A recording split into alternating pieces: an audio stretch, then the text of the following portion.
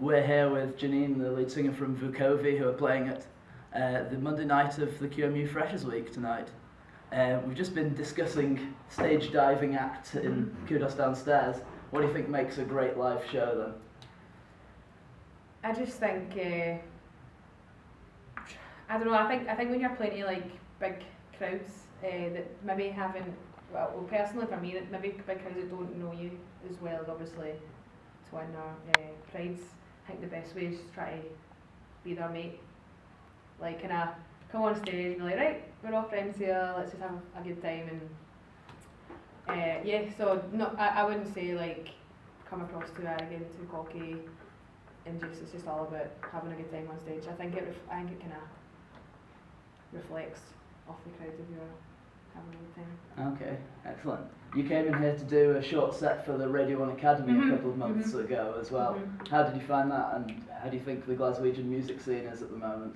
That was a brilliant day. The only thing was, it was all seated, so it was really, really weird, like walking on stage and like we were the only people standing up and everyone's just sitting like watching. It was quite scary. I was actually shitting myself, but no, it was really, really good. And it was a stripped back set as well, so it was a bit more sort of chilled out. It was good, a bit different as well.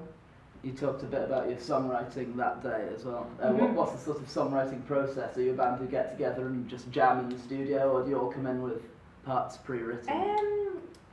Hamish, the guitarist, is like really, really creative when it comes to like riffs and mad guitar sounds.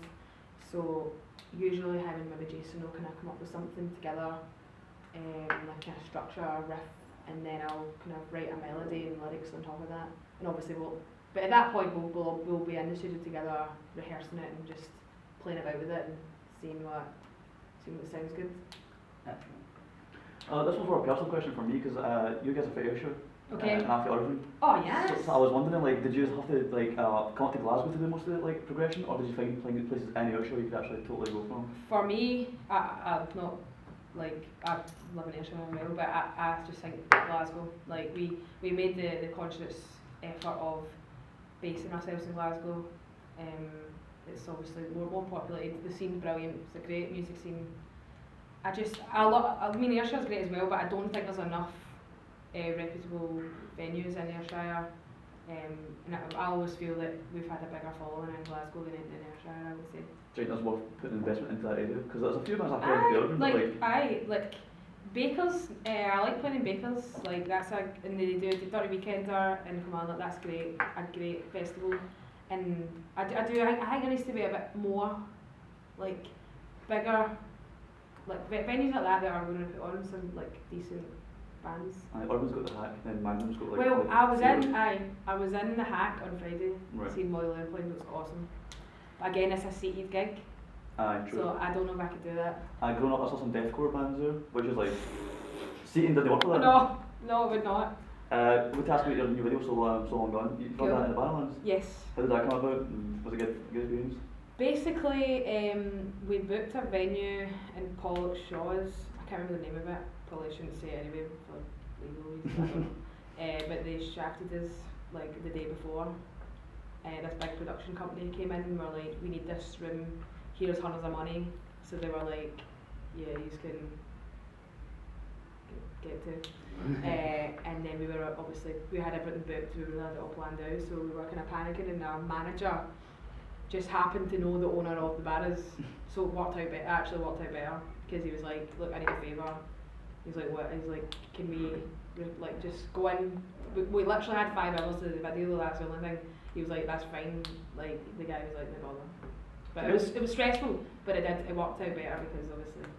It worked out smashing because Barras is pretty awesome. Ali, one of the folk in the office, was like, he's not heard it before, so put a video, and he's like, I'm putting that one again actually. I really liked it. Oh, nice. So we got a big fan there. Awesome. You just signed to First Run Records. How did that come about? Was that something you're actually aiming towards, like to get signed, and then is that something you push forward? Basically, we recorded like a kind of mini album, but we just recorded it, didn't put it out or anything.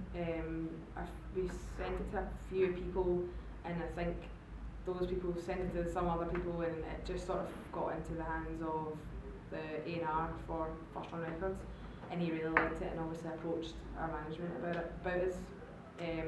But definitely, I think it's just sort of, I think it's exactly what we needed. We just needed that extra push, like funding behind us, and just try to reach out to as many new people as we can. So they're helping out with book on releases? Yeah. When can we expect that?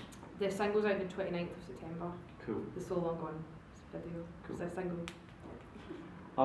This is like more of a broader question. We were talking about in the office earlier on because to do with female fronted bands. Okay. Like because there was news recently about Paramore being like the first female fronted band to headline a big festival in a really long time. Aye. So what do you think the prejudice is there against like not having those acts at the top of the bill?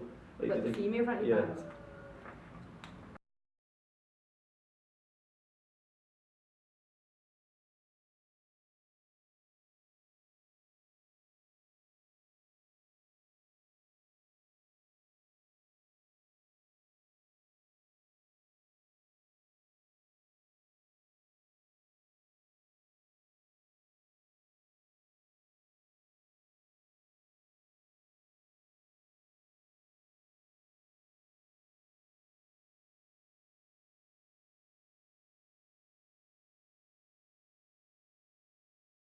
band and she plays bass in it, and I said to her, "What do you play?" And she was just chuffed not to be said, "Are you the singer?" Aye, Because aye. she assumed straight away people Aye, think, aye. You get what I mean? I got into like the metal scene, and it is like an all-female festival. Do you think that's a good idea, or is that like separating? I wouldn't have been in it. No. No, like, I just feel like that's kind of making a bigger point of like, this is like women only. Right.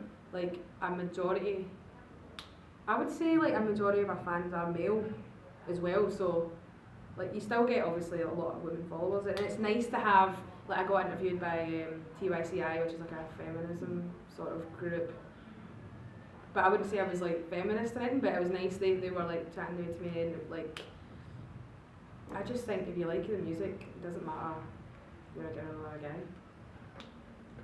Excellent. Thank you very much for the interview. No problem. That's great. Cheers. I hope you have a great show tonight. I hope so too.